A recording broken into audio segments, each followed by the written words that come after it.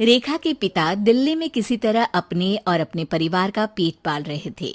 पर एक दिन अरे रमेश, तुम्हारी बेटी के तो समझो भाग्य ही खुल गए। वकील लड़के का रिश्ता आया है। अरे वाह, कब करना चाहते हैं शादी? वो लोग तो जल्द से जल्द ही करेंगे। बाकी शाम को मैंने रेखा को देखने के लिए बुला लिया है। तेरा घर छोटा है तो तुम लोग मेरे घर ही आ जाना। राकेश और उसकी बीवी सारी तैयारी के साथ रोहित और रेखा की शादी कर देते हैं।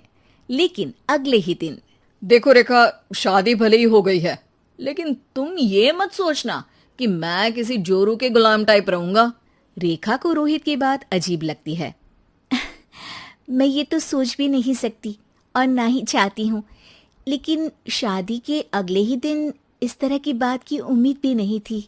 रोहित रेखा के मुंह से ये बात सुनकर गुस्सा हो जाता है। अरे, काफी जबान भी चला लेती हो। माँ ने सिखाया नहीं कि पति से कैसे बात करते हैं? रेखा अब चुप रहने में ही भलाई समझती है। रेखा, जल्दी से नाश्ता तैयार कर लो। आज पहला दिन है, सारे काम तुम्हें समझा दूंगी। ये नौकरानी है जो तुम्हें बता देगी कि कैसे कैसे क्या करना है। फिर इसकी कल से छुट्टी है। रेखा भी ससुराल में जी जान लगाकर काम करने लगती है। खाली समय मिलता तो पति के वकालत की किताब उठाकर पढ़ने लगती। ये क्या, जब देखो तब पढ़ती रहती है। अच्छा सुन, कल पिता के घर से 20,000 रुपये लेकर आना। मेरे छोटे बेटे की फीस भरनी है। लेकिन पापा क्यों भरेंगे उसकी फीस? अरे वाह जी वाह, पापा क्यों भरेंगे? तो ये बता, हम क्यों रखेंगे तुझे यहाँ? क्यों खाना देंगे फ्री में? अरे, क्योंकि मैं बहू हूँ इस घर की। तभी वहाँ रोहित आ जाता है। अरे वाह, बड़ी जबान चला रही हो। चुपचाप माँ जो कह रही है वैसा कर, वरना सामान उठा और जा अपनी झोपड़ी में। बेचारी रेखा क्या करती, पिता के घर जाती है, उनको सारा हाल बताती है। पिता भी जैसे तैसे पैसों का इंतजाम कर बेटी को ससुराल के लिए विदा करते हैं। देखा, अब कहाँ से आए पैसे? अरे बहुत माल है तुम लोगों के पास, बस सीधी उंगली से निकालते नहीं। नहीं नहीं माँ, पापा ने अपनी मोटरसाइकिल बेचकर पैसों का इंतजाम किया है। पता नहीं अब वो ऑफिस कैसे जाएंगे। अरे वाह भाई, ये भी हम सोचे। खैर, जैसे तैसे दिन बीतते हैं।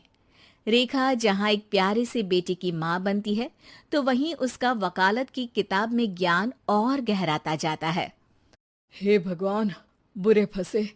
ये केस तो लगता है कि मैं हार ही जाऊंगा। देखिए, मैंने आपकी इस केस की फाइल पढ़ी थी। इस केस को जीतना बहुत ही आसान है।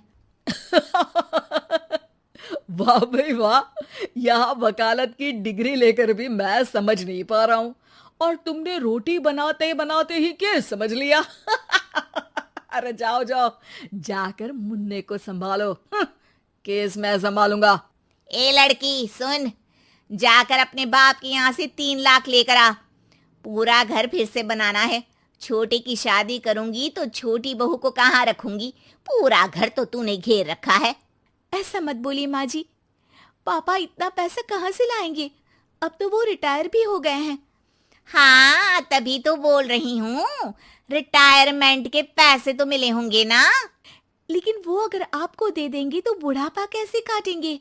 रोहित रेखा की बात सुनकर गुस्सा हो जाता है। ए सुन, चल अपना सामान उठा, अपना बच्चा उठा और निकल यहाँ से। रेखा के लाख आग्रह के बाद भी रोहित और उसकी सास उसे घर में नहीं रखते। पापा, मैं तलाक चाहती हूँ।